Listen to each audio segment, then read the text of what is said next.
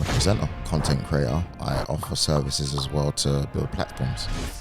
The most starstruck I probably was working with Rio, because it was a weekly thing. And then I remember just being on a coach with Rooney, Raheem, bare England players and stuff like that. They stopped the traffic lights for us at Oxford Street. Everyone got off the bus and everyone was like, What do you think on Saudi? Bro, most players are living paycheck to paycheck. You know? Really? Yeah, man. I've just been announced as an NFL presenter on NFL UK. And how does that work? They want people to go on an authentic journey with them to learn the sport and love the sport.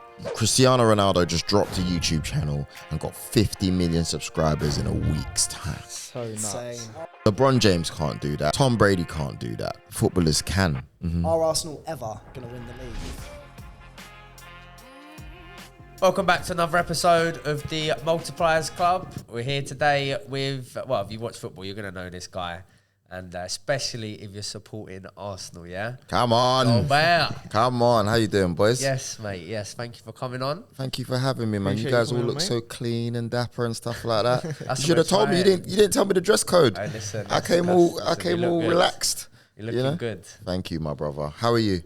Yeah, good, mate. You're the podcast king. Me? Pretty much, yeah, 100%, mate. So we need to definitely pick up a bit of advice from you today. And I think one of the big questions is, how did you get to work with Rio Ferdinand? Oh, mate, I've never been asked that one before.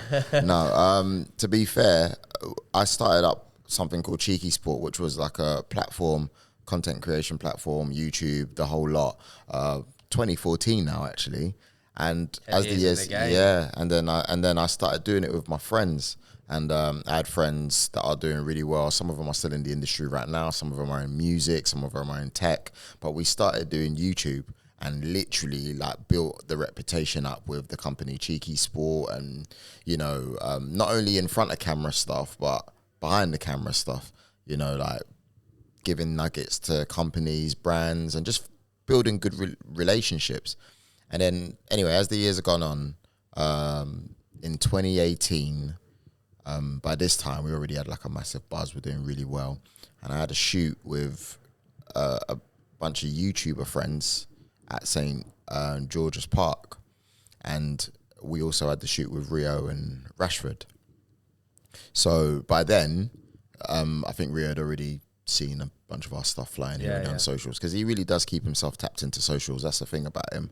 So I remember after the shoot was done and we did a really good job, we connected really well, really funny content. I said to him, hey man, listen, I've got some stuff. I do the stuff at CheekySport. He's like, yeah, I've seen your stuff. And then I said, listen, that Channel 5 that you've got, I used to really like watching it before, and I used to see clips of it when I was at uni and stuff. And then I said, no, I really think, I would love to do some stuff over there. I don't know what it is. It's all a hobby at this point. No, I was already full-time by this, because I skipped a lot of the story. So 2014 to 2018 is like a different lifetime. Yeah. So, and then he was just like, all right, cool, no worries. We'll just stay in touch with Chris, who we met through. Yeah. So, and then I'll just meet Chris maybe a couple times a year or whatever, just stay in touch, He was also just keeping his eye on what's going on. And then next thing you know, if let's just say Rio needed some help with some stuff, I'll just help out. And because it's like, bro, this is your idol, one of your idols. You know what I mean? I'm not even a United fan, but growing up, there's some players that you just love in it. And I always thought that Rio just got it. I always felt like he got the culture. I'm massive on culture. He just got it. And I thought, yes, this is sick. So just stayed in touch, just formed that good relationship. And then when lockdown came, he was probably at home bored or whatever. Or he thought, he was just like, right, I want to start a project, a podcast or something on the channel. I was like, oh, sick. I didn't even know I was going to be in it, if I'm honest with you. I just kind of went there and I was happy to help. I said, yeah, you might want to get Stephen Howson because he's a bit polarizing, but I did so they invited me to the studio and I just looked through their YouTube and simple stuff. And I said, you might want to get this person. He's Man United fan, really good fan base. I know him. We had a little promise as well that if one of us got a really good opportunity, we'll, utilize each other, not just as friends, but we've all got skills. So we'll bring each other in. And I kept to my side of the bargain, Stephen Howson. And I'll be honest with you, in the beginning, like I was just watching Arsenal, so I needed to kind of like get back into it with like football, as mad as it sounds. And then Watching everything. as the years went on, after the Euros, we did a good job during Euro 2020, even though it was done in 2021, and then literally just started forming the relationship and building the community and the culture, and Vibe with Five was born. So you're up to 1 million subscribers on the channel now. Yeah, right? Rio's it's called Rio Presents, the Yeah, Rio so Ferdinand Presents did now. it change its name recently? Yeah, recently it's What now was- Rio what Ferdinand. was the idea behind that? I think it's more to do with searchability. Yes, if you're searching Rio Ferdinand. If you're it's gonna searching come Rio up. Ferdinand, you're probably more likely to find things than Five. And I don't know. I guess maybe from a commercial perspective, it probably makes more sense, innit? Like, Yeah. So we literally were just growing it, and now it's like he's like ahead of the game now, isn't he? Because there's not like him and Gary Neville, and obviously the stick to football guys as well, and those guys are the ones that are really, no offense to anyone else, from what I can think of off the top of my head, they're the ones that I think of when I think of places to come and digest football content. And so are you still remaining on the podcast now? Yeah. So I do, rebrand. because there's 3 strands. There's Rio Meets, where it's Rio meeting the players. So Cristiano, David Beckham, Van Dijk, Jorginho, they're already filmed, right? And then you've got Rio Ferdinand Presents, which is where I'm on every Monday. So it'll be me, Rio, and an alternating How many episodes guest. you up to on that? 3, because we've just come back from the new season. Yeah. So I think, was I even in the first week's one? I think I was still on holiday for that one, actually. But we had Owen Hargreaves. No, sorry. Peter Kenyon, who worked at Chelsea and Manchester United. And then we had Owen Hargreaves the week before. And then this week just gone, we had Jody Morris, who's also really good mates with Rio as well. And he had a really good career for, especially he come through at Chelsea, did well at Leeds, and Frank Lampard's assistant coach. So yeah, really good people. How do you find the podcast? What's that like in comparison to building just a YouTube channel? I think the pod, just having a chat about the topics and what we agree on, what we don't agree on, and that usually happens during the course of the week. And then when you come on a Monday, it all just comes Yeah, out. on the innit? table. Like you said this, like no, you didn't. Like yes, and that is what brings us close to the people, especially Rio. For people who might not be able to like interact with him that much, it makes you feel like he's one of us. Yeah. That's More relatable. chatting with the fans, and we're just arguing because he cares about arguments just as much as we care about arguments, sometimes even more.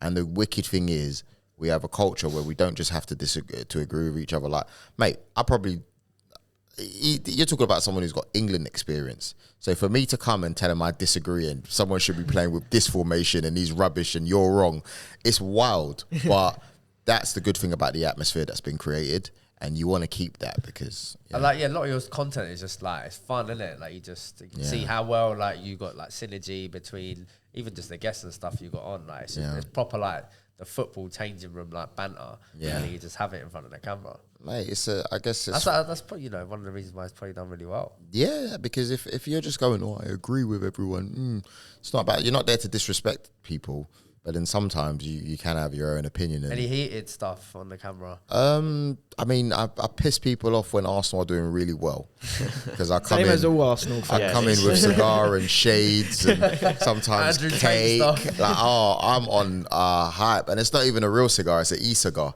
Like, so I'm there and I'm all cocky, and and then sometimes I get really emotional. So we drew the other day. What was it? Was it against Was it Brighton? Villa? Was it I wanna say. Brighton? It Brighton? was Brighton, that's it. Bro, I messaged. I was like, the league's over, bro, and everyone started laughing at me. Like, I'm like, that's how I felt because I felt so emotional about it. Was that the game when Declan Rice got sent off for kicking the ball away? Yeah. What were your views on that? Do you think he should have got sent off? Yeah, I just think if you've already got a yellow, you're playing with fire in it. And I think they were physical, Brighton. Even before Deck got his first yellow card, I remember Thomas Partey should have probably got a yellow card as well, but you could tell it was getting a bit aggressive in there anyway. So you have to be really careful. And I just think it's just one of those things, isn't it? Like, it's happened. Some other refs wouldn't have given it. Some would. Yes, there's the argument about, João Pedro kicking the ball earlier on in the game. He should have got booked. Yeah, but I just think you always have to be ready and to not, just don't overstep the mark, innit? A question on Arsenal. So a few years ago, before you guys started to get quite good again, you guys were in the mud for years, right? And then you had Arsenal Fan TV, which always went viral for like probably the wrong reasons, for fans just absolutely doing that night.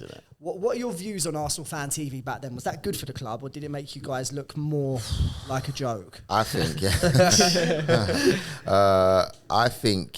AFTV is one of the reasons why I even create content.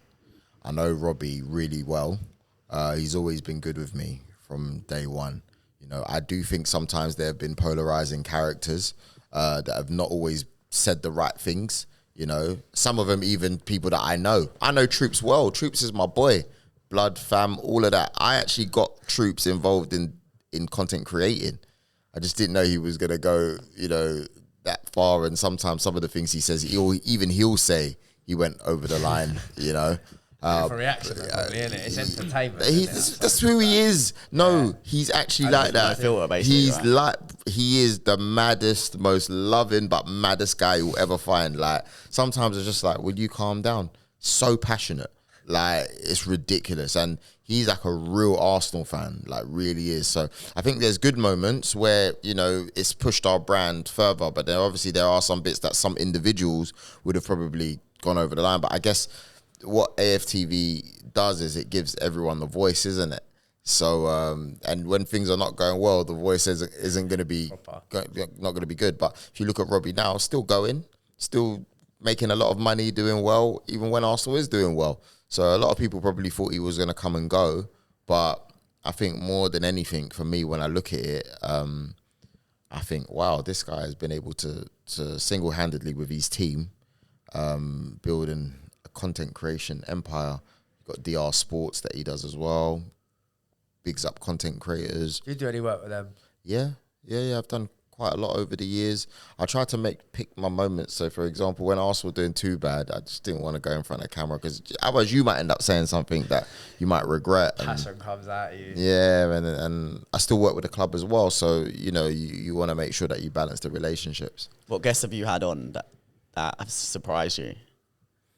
Oh, man, there's a lot of them do, because when you speak to players, for example, you get to realise that there are emotions, there's things that people are not sure on, and you might think, mate, what are you talking about, man? You're on like 60, 70 grand a week. Like, you think that, but Aaron Lennon I was talking about yesterday with my mate, and he was so open about the depression that he went through, unbelievable, man, unbelievable guy, you can just see he's been a superstar as a kid since he was like 15, 16 years old on big money, good money. But then he's gone through stuff.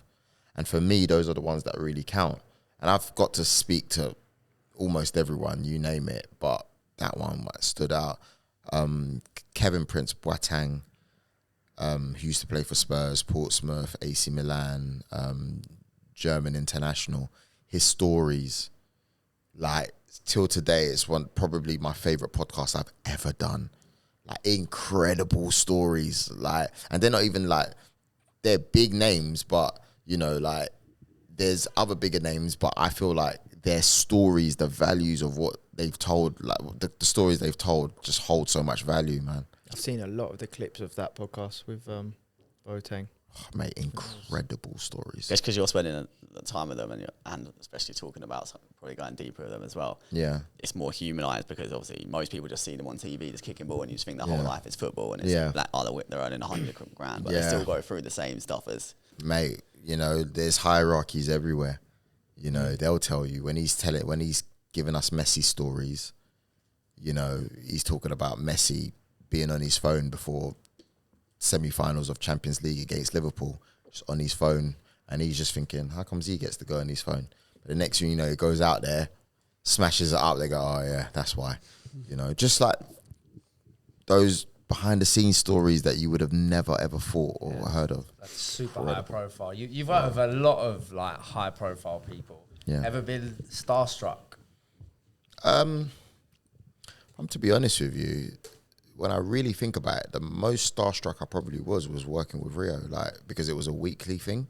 I think when you're going in to do something with someone on a one-off, it's easier because you kind of have that, won't see him again, whatever, or I won't see him for a while. I think I knew from early how big 505 could get. So, mate, I was horrible when I first came on the show.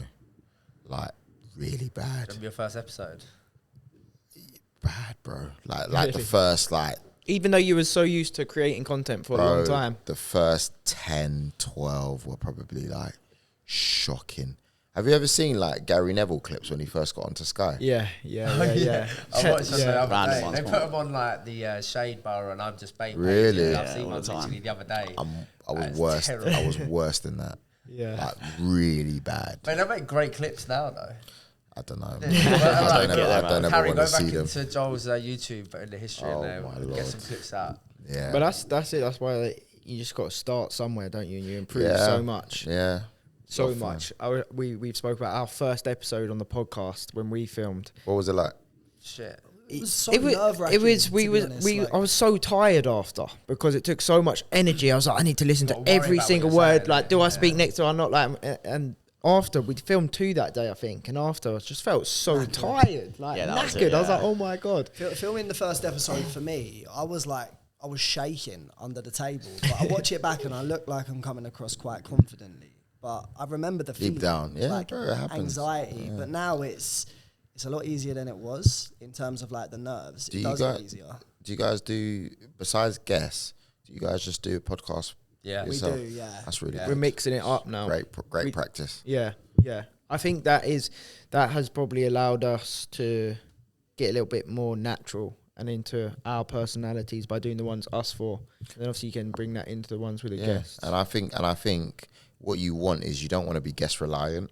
That's one of the reasons why Viber 5 did so well, because people knew to catch me, Rio Steve, on a Monday, and yes, the guest is just like the cherry on top, whereas people are coming for your personalities. You want that to be the core, because imagine, like, let's just say I said this morning, oh, I've got a bellyache, I can't come, then what?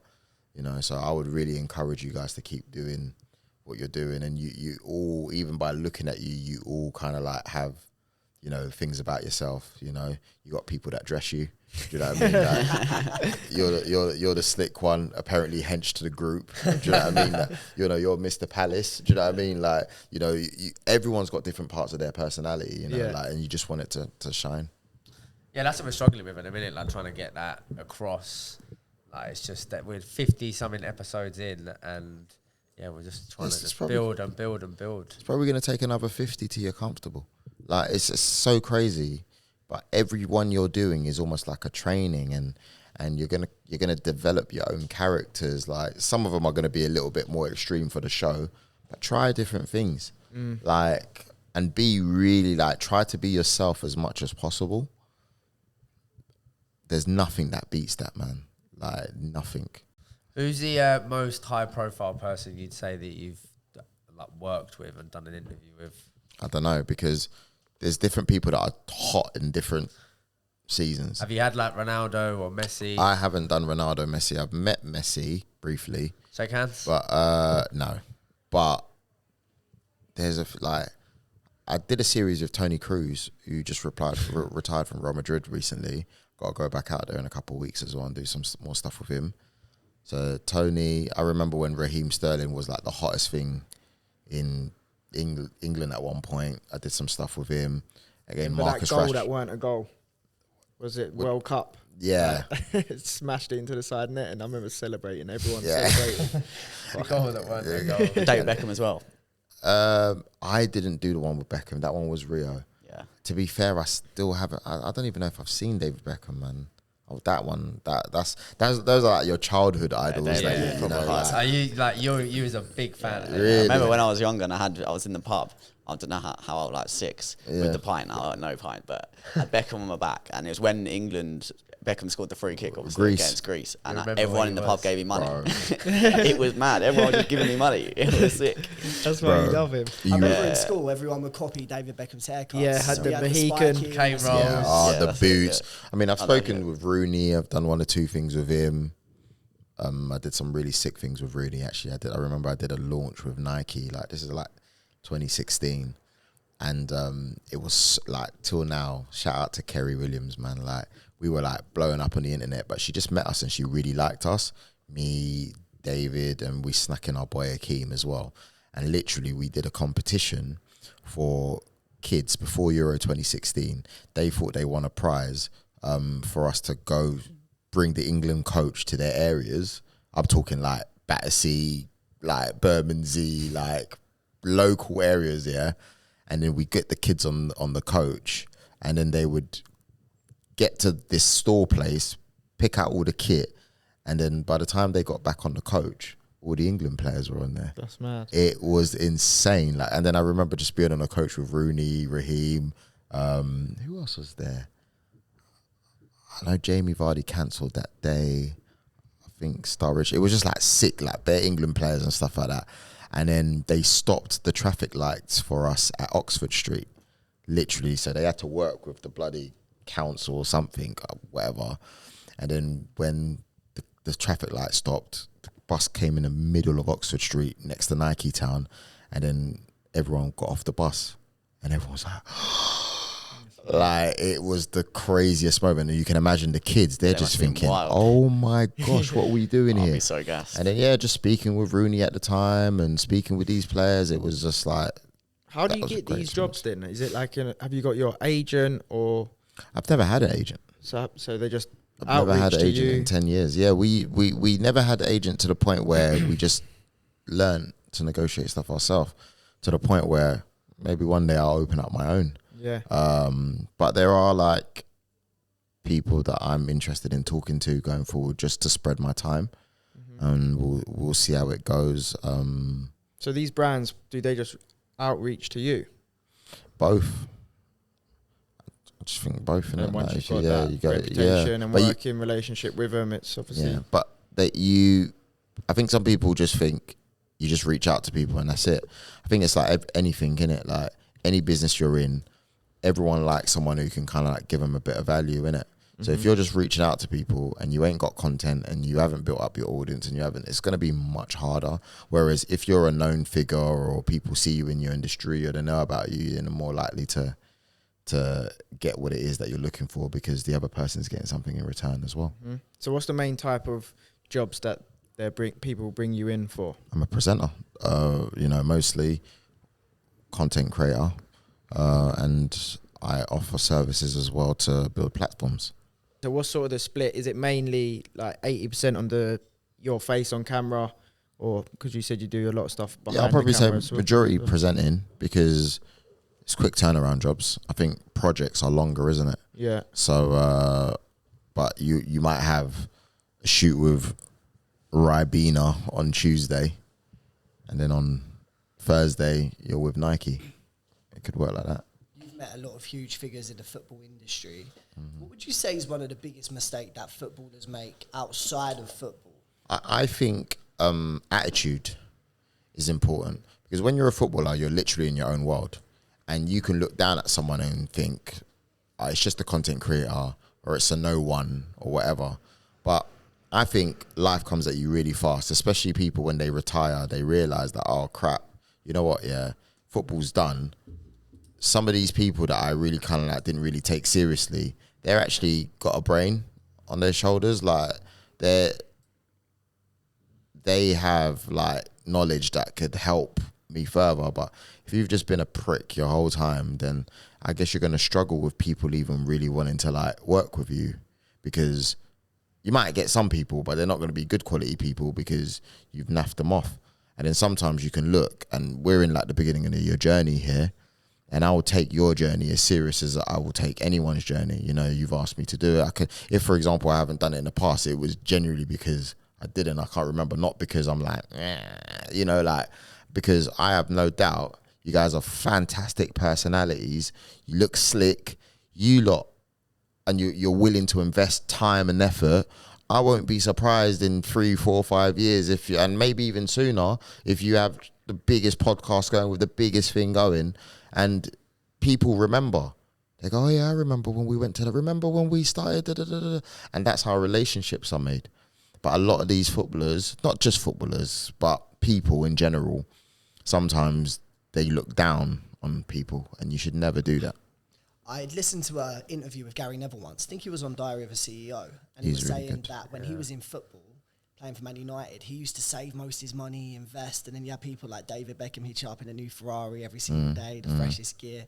What percentage of footballers would you say have no financial literacy and just spend loads, bro? Most players are living paycheck to paycheck, you know. Really? Yeah, man. That's crazy to fathom that, considering how much they No, they are like, and I never get like. There's some that have done really, really well. Like some people have done really well. Like you can see they've got their businesses, they've invested in the right place. But some of them as well, it's not their fault as well. Some people, it's like, I just came in this game to play football. There's not a lot of people I can trust because everyone's just trying to nip my money all the time. Yeah, scary. You know, some people probably know that people are stealing from them, but they go, well, they're probably going to steal from me less than this person, so it's better to go with them. Or they'll go, you know what? I don't even know whether they're stealing or not. Like, it's so mad. Like some people, you could make investments in places, and next thing you know, you turn up and the investment isn't there. There's so many different things that could happen. Do you know what I mean? Like, and it's just real life. And you know, 1 or 2 people have just said to me, make sure that you like invest, get yourself on a property ladder. Doesn't matter what. It doesn't even have to be like a big place that you have to maintain mad. Like, just get yourself on a property ladder, do simple things like that, you know, and yeah, like, because they probably come from zero to, if you're talking Premier League players, all of a sudden you probably go from 0 to, I don't know, maybe $5,000, then you get another contract, then you're on 20, 25, like mad money, bro, like mad money. Let's be honest, a week, you know, everyone likes that, like they got money on Instagram. I don't have that kind of money yet. You know, but it's, mate, you know, everyone's had received a bit of money and they've got mad on payday. Do you know what I mean? So can you imagine, like, footballers, tax, that expensive house that you live in, the car, missus needs to go do some shopping, maintenance and whatever. You're out with the boys to look good. Yeah, just drop it. Clothes. Kids zone, private school, nanny, the lifestyle, all your family around bro, you now wanting. People are living paycheck to paycheck, and they're behind. Even mad. They're behind. Some footballers are in debt, and that just like you can't just fathom. They're behind. You hear often about footballers retiring and then they're flat broke. Does that happen? Yeah. The stat is, the official stat that's out there, from what, I can't remember where it's from, but it was an official stat. 40% of footballers or something like that are broke. Sorry, I would say, what was it? Divorced or bankrupt within 5 years of retiring playing football. So, and it might even be more than 40%. I think I might be being nice there. I have heard something like that before. Probably even more, if I'm honest. You hear stories. I've seen a few recently. I watched a Netflix documentary not so long ago. Can't remember the player's name. He died in a car crash, but he was living 2 lives. He was with his missus. What's his? I remember his name. It's a really good documentary, and a lot of people thought. Do we have his name? Do we have someone? Do we have an intern on the laptop finding out the information? Harry, type in footballer who died in a car crash, living a double life. Yeah. Wow, what's the story? It's a fascinating story. It's just about, he was a footballer. He was pretending he was playing for Lloyd Samuel, that's right. And he ended up going to a Saudi team or something and then he had the family over there, and then. What do you think on Saudi? A lot of the players going out there. Do you think it's sustainable? Do you think they will actually build it to something? Who knows? Like, I'll be lying if I said to you yes or no. Like, who knows? I think they've changed the angle of their project in the second season. I think first season it was just get these names, and pay them. And now they're going, we don't want people that are like near the end of their career as much. And who knows how they're going to feel next year, you know? Are you trying to get any work out there yourself? I've been there a few times for the boxing. Okay. So I've been to quite a few, probably went there like this year alone, I've probably been like maybe once or twice. Last year I probably went like twice, 3 times. So, and I've always gone even before the football stuff. Once they started doing the boxing stuff at Saudi, I've been going ever since. And yeah, so when the football stuff started going on, I kind of just felt like, oh, well, when I'm down, maybe I can start obtaining some information, but nothing official yet, if I'm honest. How'd you find it out there? What's it like? Guys and girls, just a quick one from me. We are on the road to 1,000 subscribers on our YouTube channel. So please, please, please do us a massive favour. Hit the pause button now. Go and just hit subscribe on YouTube. It's going to help us massively with our journey, and we're going to bring you along with us. Thank you. Well, I like it because I'm only there in small doses. So I get to go there and, you know, like seeing their culture. I love wearing what they wear. I literally proper get into it. But I'm usually only there for like 3 or 4 days. Yeah, but fair. Honestly, mate, I'm good with it, man. The people there are very respectful. Obviously for us, cost is good. I generally like, but I've not been there like with my daughter or with a female or anything like that, because I don't know how that would all go down. But for me, I can only speak from my experience as an individual by myself. I go there and it's sweet. I've been there loads of times. Nice. You had the Euros as well, I guess. Were you working? Germany, yeah. What were you doing out there? I was with the Rio Ferdinand Presents team. Oh, yeah. We had the Vibe with 5 show we were doing. Oh, you're doing that way there. Yeah, and just about really, just because you never know what could happen. Do you ever get bored of football? Yeah, sometimes. I think it's like anything. We was talking off camera, right? Like, you can love something and you have some days where you're like, flip's sake. It's like you can have, I don't know if any of you guys are married, but you can have your wife and there's some days where you're like, you know what?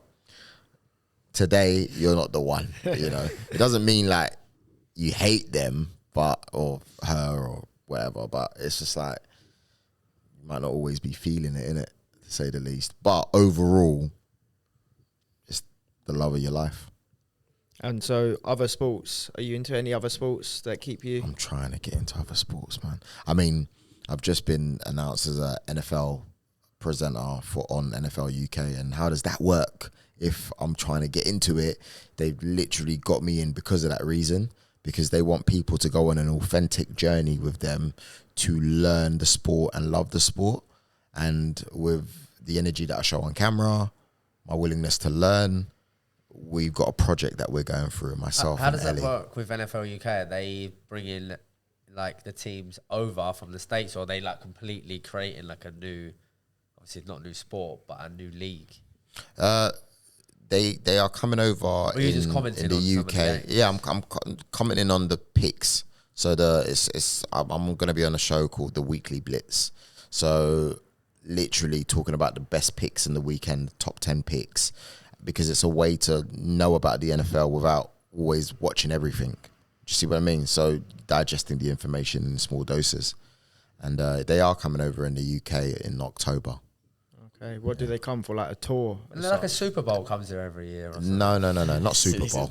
What's that? This is the typical stuff that no one knows about. Yeah. No, it's a good question though. No, because they come over in order to like increase their their brand awareness and people to know more. They come and they play games in the UK, like there might be like a couple games in October. Once a year. I thought like it was a play at Tottenham, don't they? Play at Tottenham. It used to be at Wembley. Now it's at Tottenham. But they had their first one in Brazil. Oh, really? I know these actual like league games as such. Yeah. Okay, so they play a couple abroad. Yeah, I mean, I think that would be a cool concept for football as well. Yeah. Like going to imagine Barca Madrid coming and playing a game over here. That'd be sick. I think the only difference is I don't think they need to do that. No. I think if you're going to do that, they should probably do that in the States because that will help them in the States. I don't think it really helps them that much in Europe. Yeah. I mean, maybe a little bit, but yeah, that's a sellout already. Yeah. Do you think, in your opinion, the States is ever going to break for football? Is it ever going to blow up in the States the way it has in the UK? Because many people have tried. You know what? Yeah, I think there's a chance, man. Because if you see the increase in the last 5 years. It's been incredible, man. With Bex doing what he's done for with Messi and, Inter Miami. Who would have thought that? I mean, I don't know if you saw that iconic picture of Messi putting the ball down, and you had LeBron James, Kim Kardashian, Serena Williams, all with their phones out, watching Messi take a free kick on his first game. And I'm pretty sure he scored that game as well. He scored the winner or something like that. Like, bro, that is insane, which shows you the power of football. Cristiano Ronaldo just dropped a YouTube channel and got 50 million subscribers in a week's time. So nuts. Insane. So nuts. LeBron James can't do that. Love LeBron James. Tom Brady can't do that. Serena can't do that. Even our favorites in our sports, like boxing and stuff, they can't do that. But footballers can. So if there is a chance, why not? Going back to Arsenal, you're a huge Arsenal fan. Harry, the man behind the scenes, makes it. Shout out to Harry, man. Shout out Harry, loves the Arsenal. And Arsenal Harry's new baby, named after a Tottenham player. Really? Was you named after Harry Kane? No, his kid. He's just had a little baby called Luka. It's called his kid Luka Modric. Really? Oh, man. Going back to Arsenal, are Arsenal ever going to win the league? Yeah. Like, of course, it has to come back around some point. Hopefully it's before Pep leaves. But I think there's definitely a chance, man. If you're looking at how much we've improved, and Arteta's put great structure, him and Edu, their combination has been absolutely sick. We're a very well-run club, and look, we've just signed Raheem on loan, and big players want to come to us now. We've got big players there already. It's a stable environment. It's in London. On the pitch, we're playing fantastic football. So, yeah, man. You guys have been so close. I root for Arsenal. I'm a Palace fan. We're not going to win the league, so I'm allowed to, right? A lot of my best pals support Arsenal as well. But what do you need to do to overtake Man City? What are you guys missing? Kill off Pep. Unlimited funds and Guardiola. Pep to be gone. I don't know. I just think more depth in the squad. I literally think if we have more depth in the squad of similar qualities to of the first 11, we could do it. So if you look at, for example, on the left-hand side, we'll play Martinelli, but if he doesn't play well, it's time for him to come off, and you got Trossard to come off. That's great, because Trossard is clutch, he's really good, whatever. I think we need, in defence, I think we're getting that. I think we're getting players that are like really good to substitute the ones that are already on, or if one's off form or injured, I'm comfortable in defence. But I think in midfield and in our attacking options, we need more like-for-like options. Do you think Arteta's the man? I don't see why not, yeah.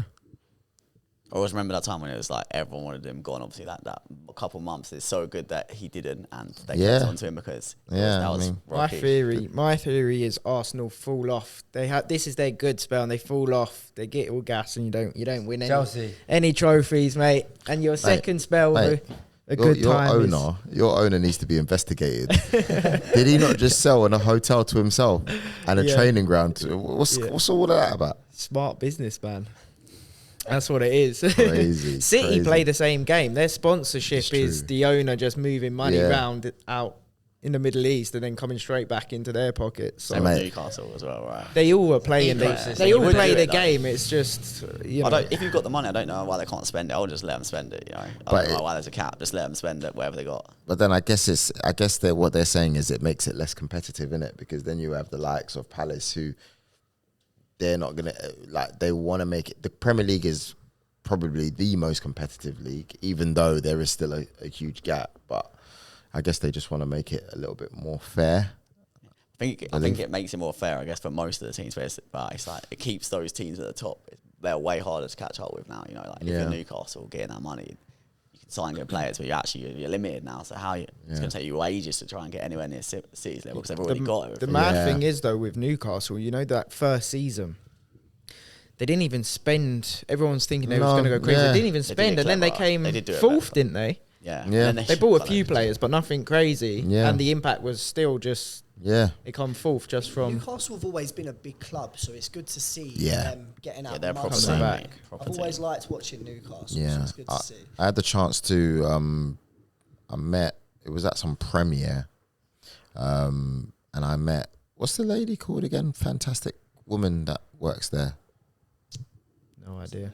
The lady Harry, that get owns phone it. out again. You're gonna have to search this one. Harry, really nice woman. The one who owns it. or Her part and, of it. her and her Oh, husband yeah. The are blonde lady, yeah. fantastic people. Those two, Yeah. like you meet people, and some people are polite for the sake of it, but she is wicked, very Watch All or Nothing intelligent. with the All or Nothing with New. Oh, it's not All or Nothing with New. Yeah. But it's On the Amazon? Yeah, No, the I Amazon didn't- one. I didn't see now it, no. she's in that a lot. She's Yeah, fantastic. as well. Amanda, oh my gosh, fantastic woman, man.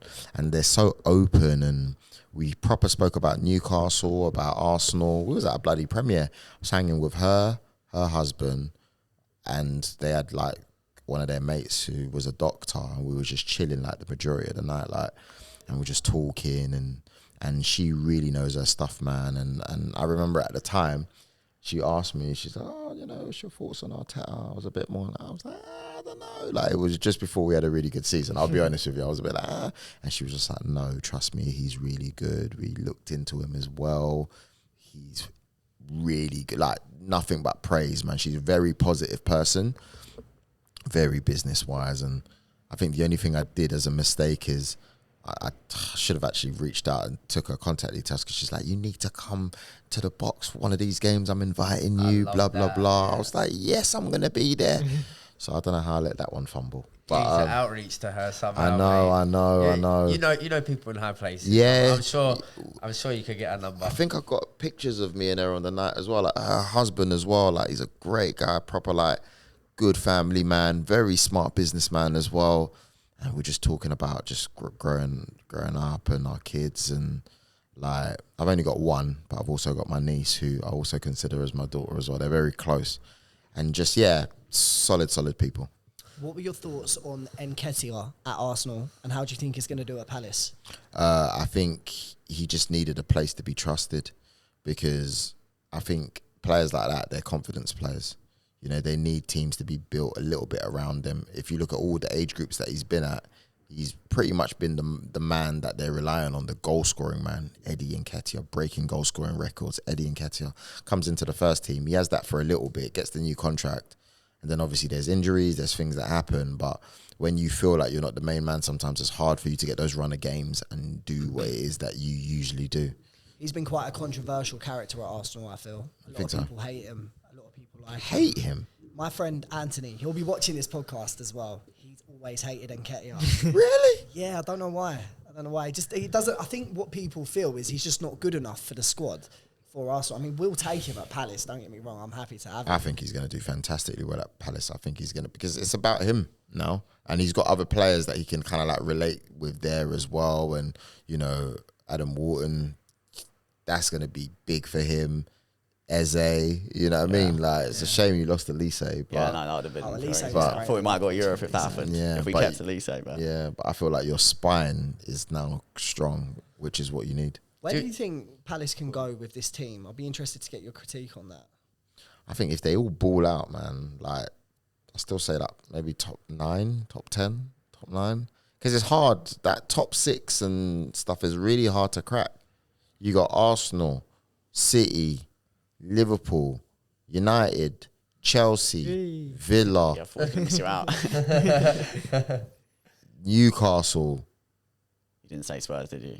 Spurs, Brighton. Yeah. Mate, these are some top teams. As a Palace fan, I just want what I don't care about winning the league, nothing else. One European tour. That's it. You'd follow them around. Yeah, all I want is one European game. tour, because they played like dumb friendlies in the summer and that, but it's not worth going. But you want to go in a proper atmosphere, like Brighton Basically like playing what West in Ham Amsterdam. experienced, Yeah, West isn't it? Ham. Oh mate, that's all I want. One time, just one season, please.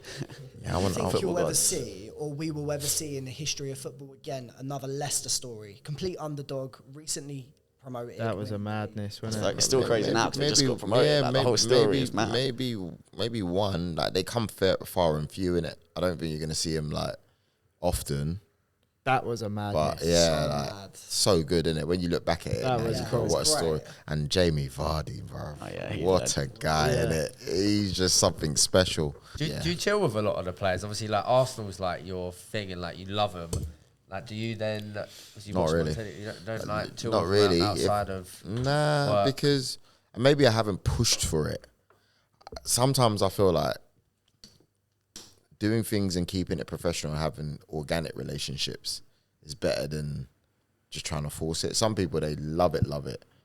But I just think if it's organic, then yeah. But if it's not organic, then I'm not just like trying to chill with everyone that I've interviewed or, hey man, do you want to hang out? Way too many Hey man, people. do you want to, hey, like.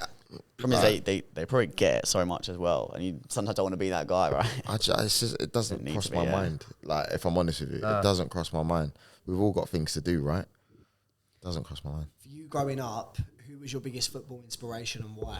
Oh, mate, I had a few, man. Like, I remember my first real experience of football, like proper watching it intensely, was World Cup 98. And bro, like, even from that tournament, R9 for me, mate, just amazing. The fear defenders had when he comes on a pitch and he's running with the ball. I'll never forget the games, man. Oh my gosh, incredible. Him, Zidane, Michael Owen. I don't care what anyone says. You know, like when I see people try to disrespect Michael Owen, it pisses me off, man. I go, do you know what Michael Owen was in the playgrounds?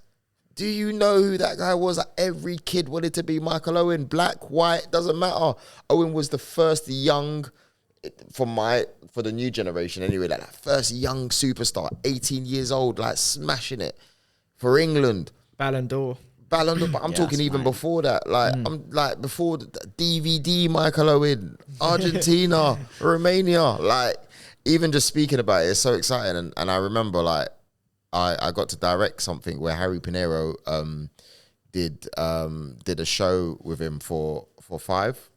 So Rio sent us up to Michael Owen's stables. Bro, like, incredible horse stable. Like, and he'll be talking, he'll be like, yeah, Joel, so this goes round, like, said something, I can't remember how many miles it went round. And it wasn't even his gaff, it was just his stable. Mate, one of the nicest places I've ever been to, man. Huge.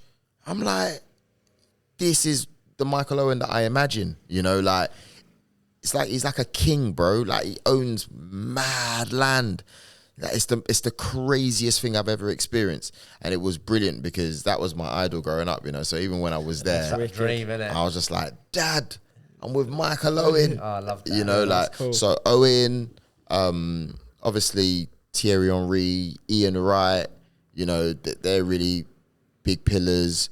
Rio Ferdinand. So Ian Wright and Rio Ferdinand, the reason why they're always special is because it always felt like you could relate to them. Coming from where I come from, Crystal Palace, you know, you got these cool black guys that you can kind of, it made you believe, because they're so local as well, Crystal Palace and Peckham, you know, it makes you think, oh, I can do this. So even when I started CheekySport, my you know, you have your mission statement. Like, my personal mission statement was, I want to create a platform where the likes of Ian Wright and Rio Ferdinand can hear my opinions. Oh, wow. wicked. Yeah. Smashed Really, it. you had that before? You Honestly. manifested That's so that. crazy. Man, and then last year, FIFA launch, I've worked with Righty over the years. He was one of the first guys to really, like, connect with us at one point. And then last year's FIFA launch, 2024, I sat down and I interviewed Righty and Rio at the same time. How did that feel? I told him, I said, yo, this is the dream. This is what. You tell them the mission statement as well. Yeah, like they I know Rio knows already, but yeah, to have them there at the same time, I That's think they knew. Yeah, it's Mission mad, accomplished. mad. Thinking about, obviously, yeah, you're going back to your mission statement, but going back further than that, right? So there's a lot of people that want to get into YouTube content creating now. There's a lot of young people, or even old people trying to get into It's it. 'cause they everyone's know it's the way dream forward. now, Yeah, isn't it? like, Like, my what do you little do brother and wants grow to be a YouTuber. Like, was that's what mad. he wants Yeah. to be a YouTube's only been YouTuber. around, like, what, 10, 15 years? Mate, Like, I remember my mum, when I said to her, because I used to work in pharmaceuticals, or for a pharmaceutical company, as like a CRM manager, a bit of commercial. And I was really young, and my mum's like, I said to her, like, I want to do YouTube, and she's like, what am I going to tell my friends? I got like a traditional African mum, like, I'm from the Congo. She's like, am I telling my friends that my son is working on YouTube? And I was just like, but you have to, like, ignore everyone and just go for what it is that you're trying to go for, man. What would your advice be to us? Obviously, we've bounced a lot of ideas. Obviously, we're in still the early stages. If we want to grow our platform, obviously mainly do the podcast. We've started directing mainly all the traffic to YouTube. That's helped us grow subscribers, I think, over the last few months, rather than Spotify, Apple, etc. Still post it there, but in terms of other content for socials or YouTube, do you think we need to be like bulking it out with more? And bearing in mind, like, so most of our audience is like entrepreneurs, with business. We've all got different businesses. TikTok, and then direct. We do bang a lot of stuff out of TikTok. But we basically just take the clips from this. Obviously, that's always going to be the main focus, but TikTok, you use like, they've got like these AI tools. Some of them are good, and some of them they're still like, you know, AI still growing, innit? And then you kind of like put them through the AI tools, and then they'll probably pick the stories that they think are good. We have started using that Opus AI. Like sometimes it's good, sometimes it's not, innit? It can be hit and miss. So that's a good way to like help yourself. But then you can go back into the file though, innit? And then you can kind of like edit and extend it, isn't it? So I would say that's a good way to like do things. And then obviously you've got the subtitles and then you bang them out.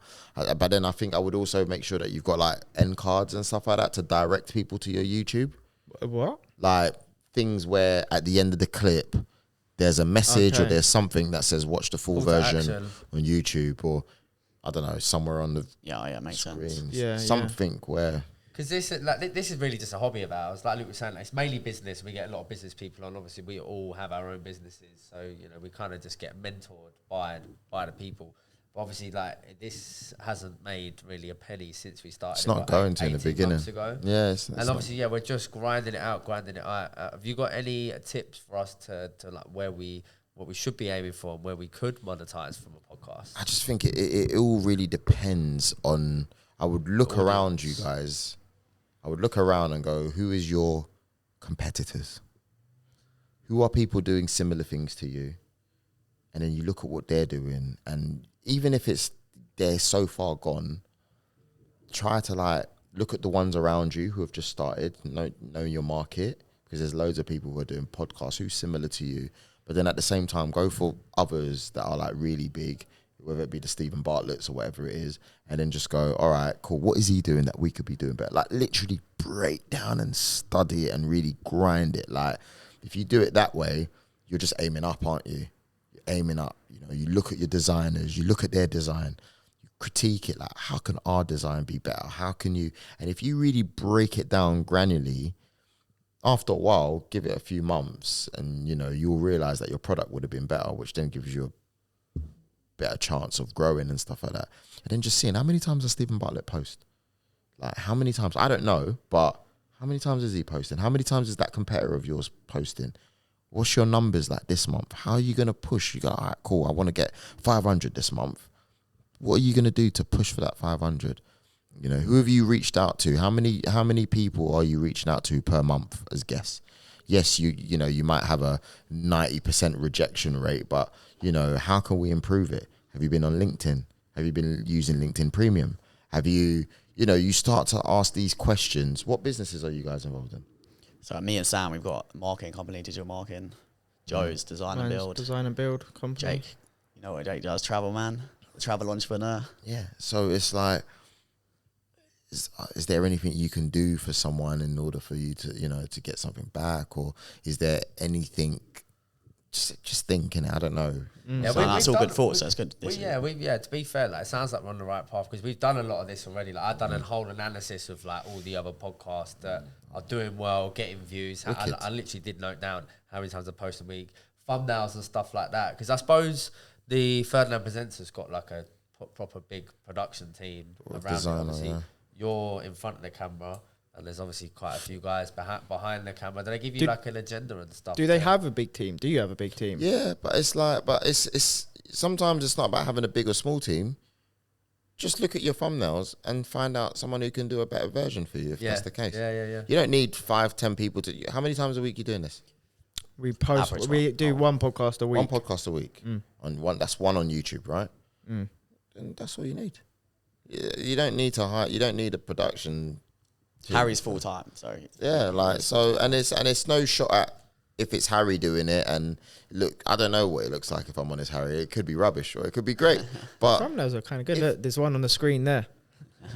That's not that bad. I would looking at that, I would just say improve the text, because right there you can see that it's white, but it's, if that's a curtain or whatever that is at the back, it's kind of like you can't really see it. And there's a couch. So it's just about, I'm not saying I've got the 100%, answers, but I think that's mid-edit, isn't it, Harry? Yeah. That's a draft, for the more guys. Yeah, and then get a quote there. That picture's wicked of the guy, and try to literally things like that. Are you gonna have a thumbnail on your TikTok videos? Are you gonna use the ones that are already there? What's your Instagram like? Are you guys adding people, adding them back? Little tip I used to do on X, which was Twitter. If, for example, there was something that I really thought I could maybe offer, I'll DM people and go, hey man, like, I've been watching your stuff. I really think there's something that, might be like good for you. Just let me know. But I'll make sure that I message the person's name and it didn't sound too like spammy. And then literally some people reply like, what's up? And then I was like, oh crap, I need to have something to offer here. But sometimes you can get the conversation going and saying, hey, I would love to get you on the podcast because you seem to be doing really good things. I'm in the airline business, blah, blah, blah, blah. Big yourself up and all the other stuff you're doing, because that might make people think, you know what, let me do something, because it's better than just in their head a bunch of lads just trying to do a podcast. Obviously, this is mainly like business. Obviously, you've been in business now yourself and kind of created it from the ground up. So what's next for the business, and where do you see it going? Oh man, there's a bunch of stuff that I'm working on outside of digital. You got an audience now, right? Yeah, but I still want to do stuff outside of digital. Sometimes some things including digital. I think sometimes some things as well would be like just providing like information and like advice on long-term projects, because we can come in, I can throw you a few nuggets, but then there's also working with people during a longer period of time to see how we can improve what it is that they're doing. So I think there's a lot of that. Again, how far I can go with presenting, I think I've done a lot of digital presenting. Can I go that step further? Terrestrial? Who knows? I think that's something, and maybe in the future an agency one day. We done a Zoom the other day, didn't you? Has that been yet? Yeah, I see you a posted masterclass. Yeah. So what's the idea behind, like the business idea behind that? Well, because I think first of all it's good to give back.